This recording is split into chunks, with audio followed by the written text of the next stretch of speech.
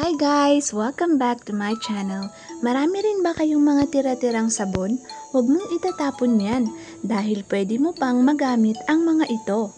Sa hirap ng buhay ngayon, kailangan nating magtipid at maging masinop. Ang mga pwede pang gamitin, may paglalagyan yan.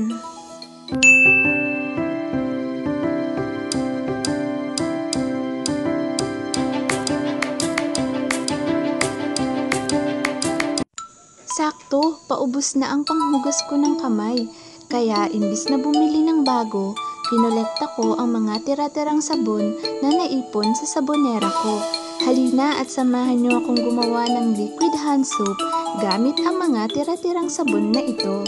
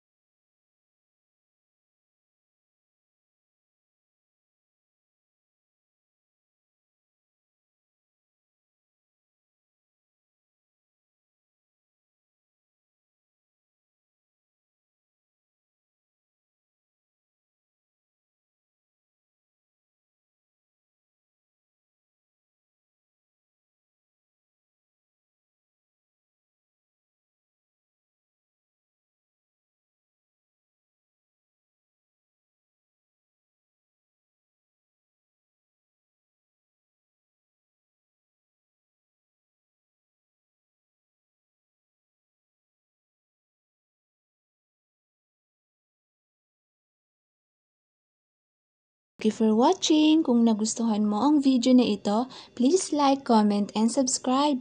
Hit mo na rin ang notification bell para updated ka sa mga bago kong videos. Ingat! Love, love!